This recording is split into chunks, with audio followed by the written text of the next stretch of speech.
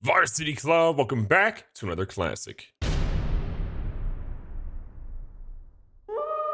Last week we had a pretty spicy game against Nebraska, but we pulled it out. And while this week we're facing a less intimidating team in Minnesota, they still are a team that's given us trouble in the past, so we got to be careful. Now, on an overly positive note, we just landed Nate Ward, which I'm super hyped about. 92 speed and great acceleration at 93.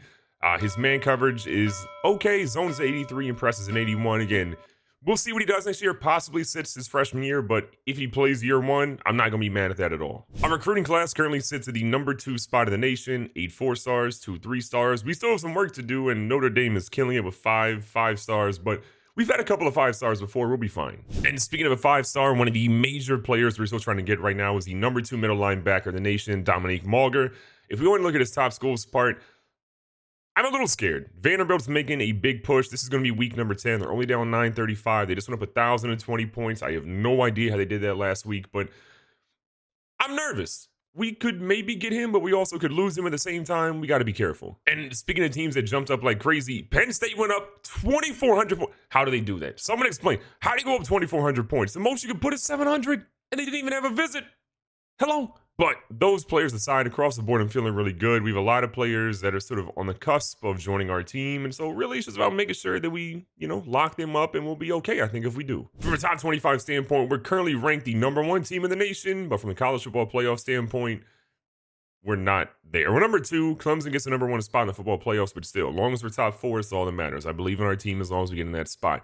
You have Ole Miss, UNC, LSU in your top 5. Michigan got back into the top 10. Florida dropped out of the top 10 this week. We're seeing UTEP going to the top 20. Then your last couple teams here, again, are going to be Penn State, San Diego State, Air Force, who had a great year last year, but lost their first game against Wyoming this week, and then Arkansas is your 2015. And from a Heisman watch, again, Jason Barnes had a great couple of weeks. Obviously, the record-setting performance a couple of weeks ago, has 126 and a touchdown. In last week's game, he's sitting atop the Heisman list, which is really all that you can ask for from the best player in the nation. And just for a league standing standpoint, Jason Barnes is the number 3 running back in the nation from a total yard standpoint. I think he still is behind a game from what everyone else has due to bye weeks, but again, top 3, even with that bye week situation, the dude's a legend. Here's a look at your Big Ten West standings. Again, we are sitting at the top with a perfect record overall. Minnesota at the bottom. You hate to see it. This is the last week of Cedric Riley and Tom Baker both being injured with those strain back injuries that happened literally the exact same time, or excuse me, for the same duration of time. We're going to see what we got today in Thornton, though. Again, Minnesota's a team that is definitely not as good as our squad, but we've had trouble against them in the past, and with our backup QB, we'll see what ultimately happens. But again, we're coming out here as the number 1 team in the nation, all the pressure in the world lies with our backup QB. Okay, not a great first drive. Minnesota has the ball after we punted the ball to not really a great distance. They got the ball pretty much in midfield. Cole watch in the middle. They flow one, and come on, defense, you gotta go pick that off. 2nd and 1, we're going with the little read option play. We wanted to watch the quarterback. We did, and that dude made some plays. Minnesota's feeling pretty confident after that little play there. Again, we thought they were going to go and pitch it, but their quarterback says, nah, he's a real one. And he's out here. Someone stop Brian Walker right now. Minnesota's putting the pressure on us right now. These orange press jerseys are never getting worn again. Never. Okay. Maybe what we're currently running is now the move. They're about that action. Okay, I thought we were going to stand him up, but that dude still pushed us over. 3rd and 7. Oh, my God, it's a screen. Fowler? Matthew Fowler, thank you for not transferring. Every day I'm thankful you didn't. Man, what a play by Matthew Fowler. If he doesn't make that play, things are significantly worse. 4th and 9. Line up for a big field goal here. It's coasting left, but it comes back a little bit to the middle, and they're going to get that one to go in and take a 3-0 lead. And then we get an update that Michigan barely beats Michigan State. You hate to see it. It just feels like Michigan's going to make a play for that top 5 spot or try to get in there for the college football playoffs. Like, the way they're playing, it's more than likely going to happen. 2nd and 9. Thornton still trying to get this offense going. Nice blitz pick up there. We're going to see Roth get across the middle nearly to the 50. Coming back here with the first down. Roth, who just had a big catch across the middle. We're bringing him in the backfield for a little bit of action. That worked out incredibly well last season. We're going to let him go here again. And Robert Roth picking up the yards again. An 18-yard rush after a 19-yard grab. Get the young fella involved. We were probably a little too conservative on our first drive, and honestly, it showed. We didn't really have great success, so we're trying to switch that up right here. Thornton feeling the pressure. It's just an L. We got to do better than this. We're setting him up for failure. 2nd and 23. Going with the little halfback screen. These have been pretty money for us over the years. Stewart, though, this time is only going to pick up about 6, making it third and still a lot of yards. Big opportunity. Couple of guys moving. Thornton makes a quick little adjustment. Thornton's got a guy. He floats it a little too far, but Jared Gold with the moves, and Jared Gold is in the end zone. Are you kidding me? The tight end making big plays.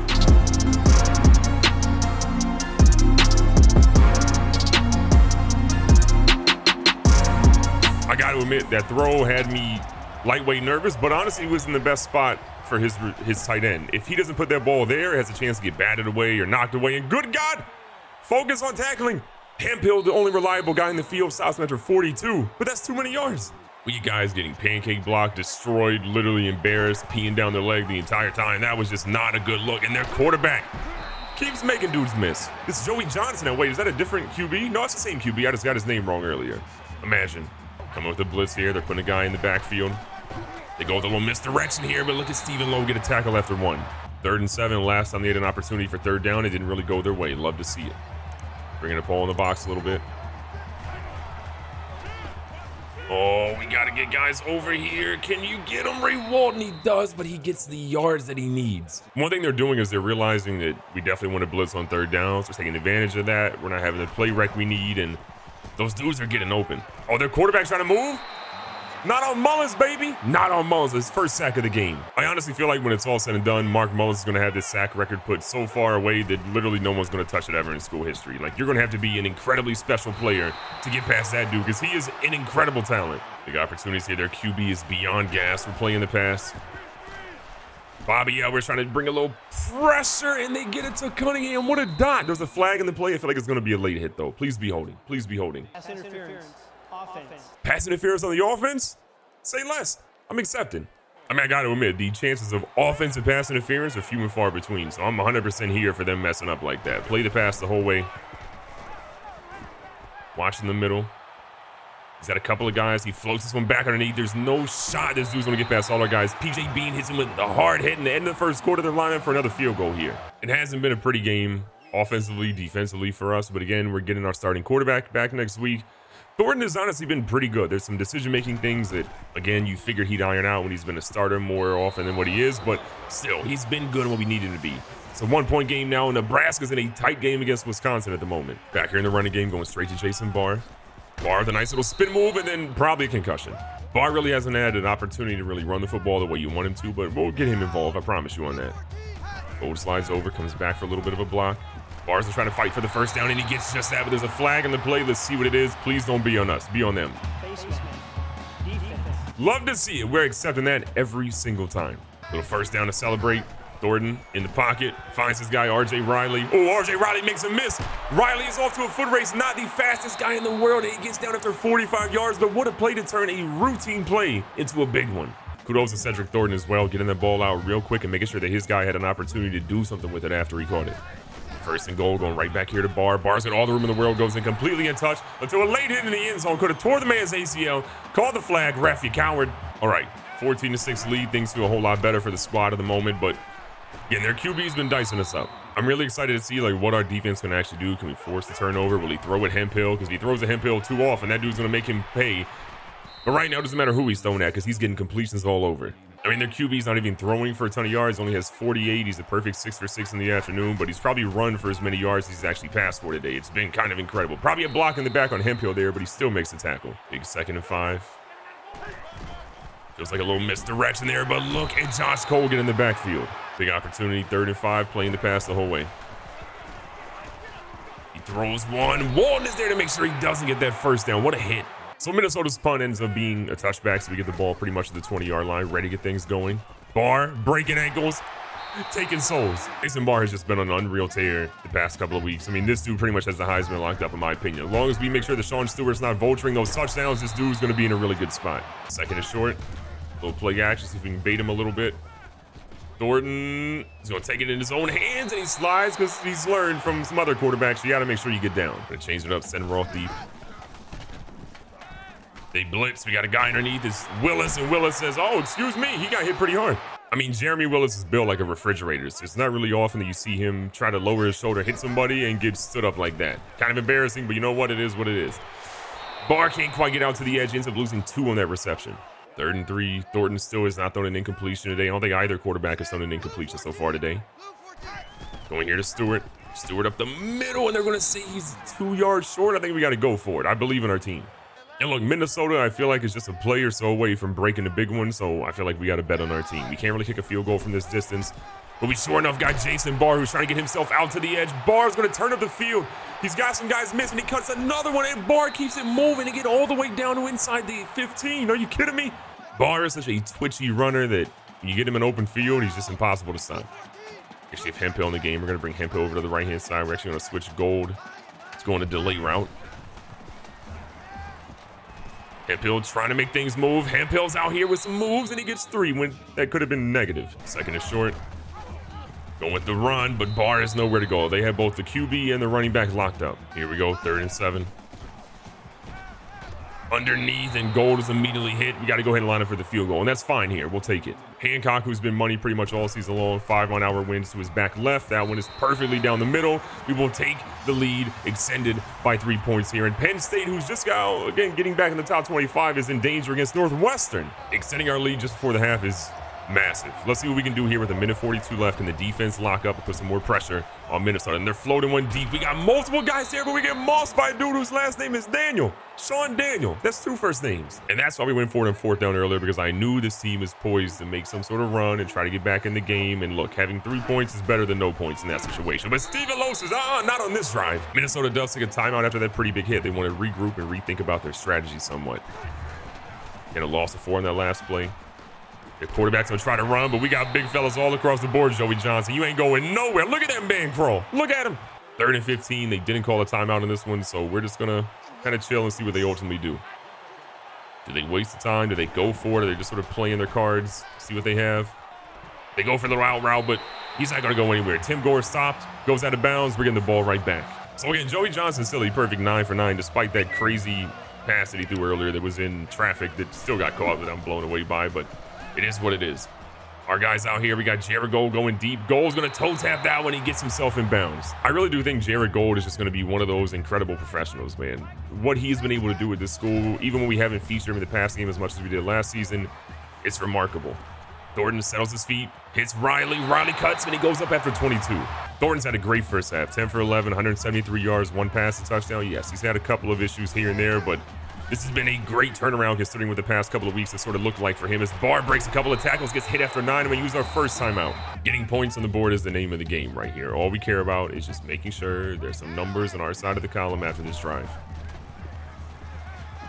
Oh my God, they left him wide open. Robert Ross, don't forget about him. Diversify. I mean, they literally completely abandoned that man. You love to see it, you know? We've taken some time away from him. He hasn't been super involved in the passing game. He's been more involved in sort of the blocking side of things. But he's still as talented as ever, as is Jason Barr. 9 yards later, he's back in the end zone. So going into halftime, this game could have been vastly different, but we've got an 18-point lead against a very bad Minnesota football team. With our backup QB, you love to see it. This has been an interesting game because our defense is usually known for forcing turnovers and making huge plays that obviously change the tide of the game, but they've really been sort of just good today. Not great, but good at keeping them out of the end zone. They've definitely had some issues with, you know, giving up yards and double coverage catches and things of that nature, but what they've done once they've been in the red zone, absolutely huge. And look at this QB, Ray Walton. Attack that man. I mean, as much as I love Ray Walton, that dude was backing up as the QB sort of came up in the box a little bit. You have got to pursue that man ASAP. You cannot just rest on your laurels, and don't you dare test that man. Don't do it. He'll make you pay. Mike Hemphill has now tied the school record for interceptions in the season, and we're only in week 10. It's safe to say that record's getting broken. Jordan Damon was an incredible defensive back for us, but I think Mike Hemphill might be the greatest we've ever had, by far. The ability to make play after play after play, just, it blows my mind. Testing it. Oh my God, they whiffed. Robert Raw is going to go into the end zone for what feels like the first time in forever. Robert Raw, welcome back, young fella. You're in the end zone.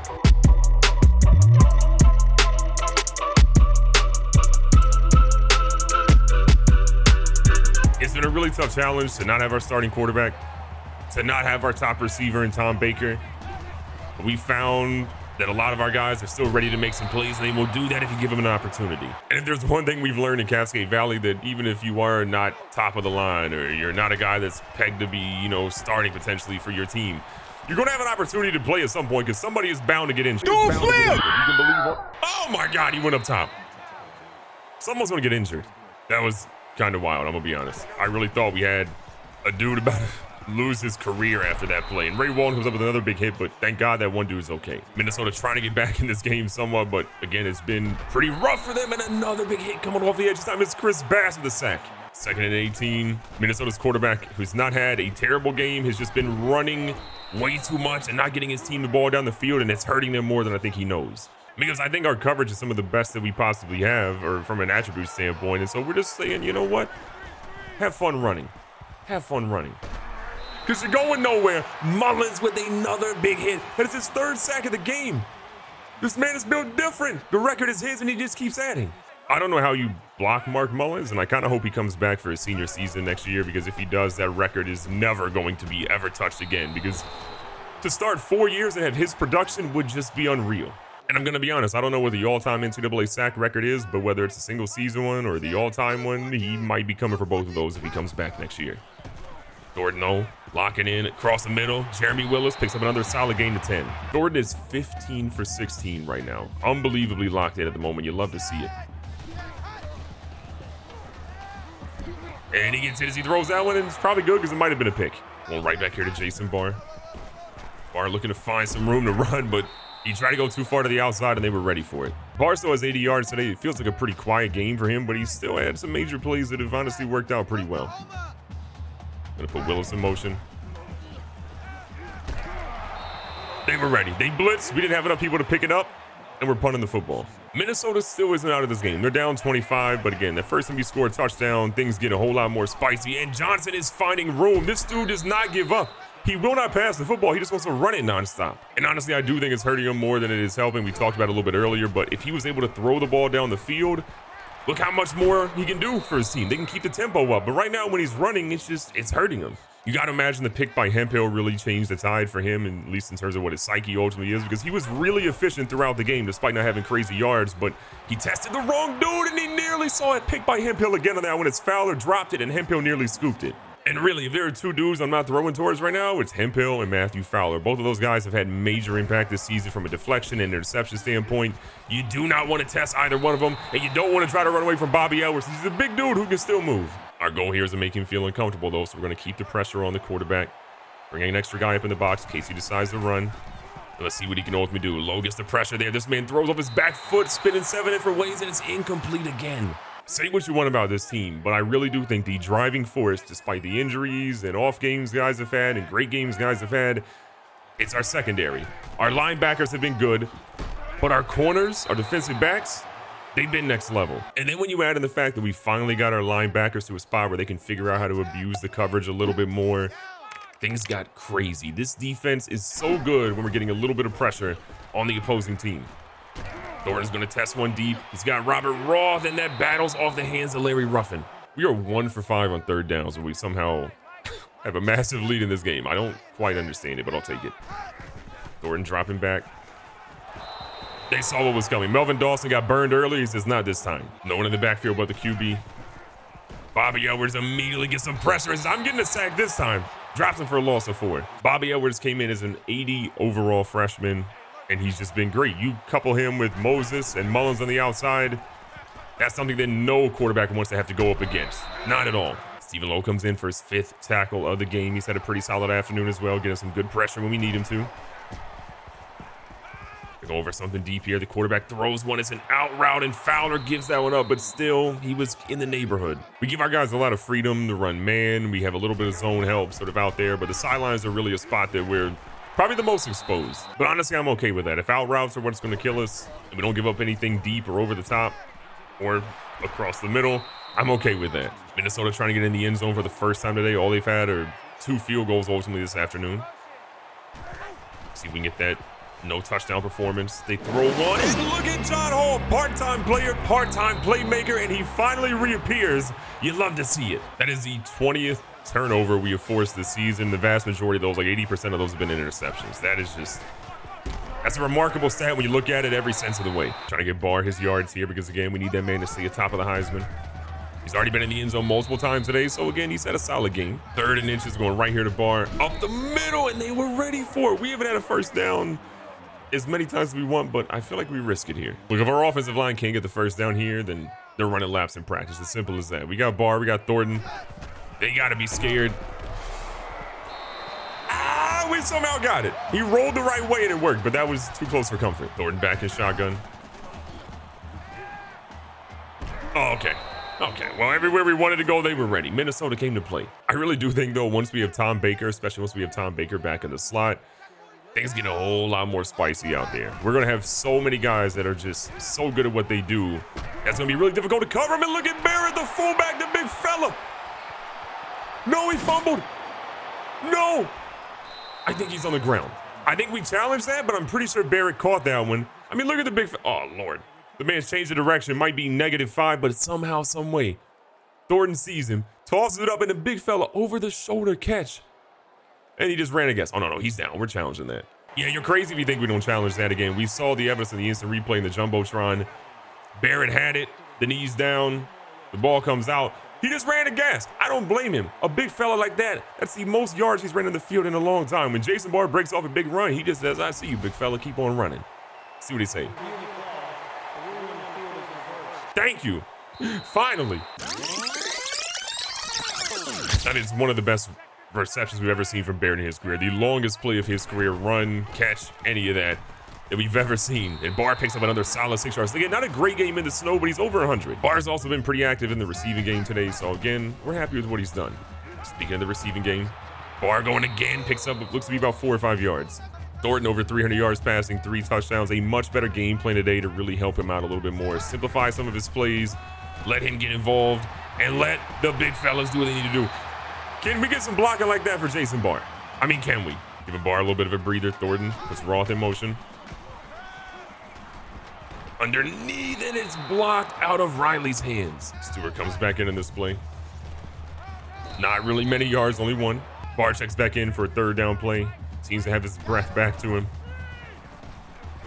On the halfback screen, he's got a guy who was waiting for the spin move. They've been watching tape, and Barr goes nowhere. Kirk Hancock gets a field goal opportunity. Hancock already hit 1 field goal earlier today. Wind's blowing a little bit to the right now. Trying to line this one up perfectly. This one is up. That's perfectly on the middle. Hancock gets it going. We got a game update coming to see who is in trouble, and Nebraska barely pulls out that intense game against Wisconsin. Hats off to them. Things aren't looking super good right now if you're a Minnesota fan. But we're probably putting our backups in after this play anyways, because we want those guys to have an opportunity to shine because our defense has done their job today. Love an opportunity for our backups to play. We're the #1 team in the nation, playing teams like Minnesota. That's going to happen more often than not based on how these guys are going. And look at Jones come in for the big tackle. The big fella has been good in his limited time this season. Not a great game so far in 3rd downs for Minnesota. Their QB has been trying to scramble for 1st downs. I feel like every single time he throws one over here. Houston doing what he does best. Give up plays. I know we've talked an insane amount about, success stories and guys we've been super proud of here in Cascade Valley, but one dude that's been disappointing has always been Austin Houston. I wish we had more to be happy about with him, but what a play by PJ Bean, by the way. Let's not overlook that. Gets in the backfield and blows up that QB read. But if my memory serves me correct, Austin Houston was going to be a starter his freshman year, albeit like a 4 or 5 guy, but he had the potential to be the guy, to be the top corner, but he just never really got it going in the offseason. And honestly, it was those really bad offseason workouts, the one where he actually regressed and didn't go up when we thought he would have been a top guy, that hurt us the most. If he just could have got things going, if he could have been more of a workout warrior, he might have been one of those guys we talked about as an all-timer, getting his jersey retired, or maybe just, not retired, but being up in the Wall of Fame, but that's not going to happen for him. And while he's still an incredible talent, and we're happy that he obviously came here, it's just, you can't help but think what could have been when you think about that guy. First down again from Minnesota. Taking their sweet time. They go underneath, and we got Josh Cole who gets his tackle broken. So does Tim Wade, and Austin Houston brings him down. Speak of the devil. All Minnesota's focused on right now is getting in the end zone. It has been a really rough game for their team, and they're trying to find any way to get in there, but they're struggling still. PJ Bean with another tackle for a loss there. 5 for him already today. PJ Bean's a guy that, again, depending on who we get in the offseason, if we get Mauger or if we get Charles Okoye Jr., whoever we essentially get, I still think he's going to be a guy that gets tackles even if he's playing on special teams. He is fine today as a third-string middle linebacker. What more can you ask? Switching our coverage up really quick, going to zone for the first time today. Their QB is beyond gassed at the moment. Sliding a guy over in the slide, ends up being a blocker more than anything. They go across the middle, and they just set us up with a double slant, and we guessed wrong. And guess who it was on the tackle that play? PJ Bean! Unbelievable. 55 seconds left. Minnesota just trying to, again, get in the end zone. That's all they care about at the moment. And they throw it not in. Jordan at the last second gets a deflection. No tackles today, but a great play. That was a guaranteed touchdown if he does not put his hands up. He has his head in a swivel. That's in the end zone. Minnesota going back to the read option. They dumped this one down. We're going to see the tackle by Hunter this time. Great play. 223 through the air, 2 interceptions. It's been a bit rough at times for Johnson. Bringing a little bit of pressure, and it's a dot to Brian Walker, who was killing us earlier in the game. Gets a 10-yard grab here for a touchdown. And we're going to walk out of here with a big W. Things got a little sketchy early on, but the defense was bending, not breaking, which is the theme of what we've done. Thornton getting the player of the game. What a performance by him. But you know what? All around, I can't be mad at how he played. Just a big W all around.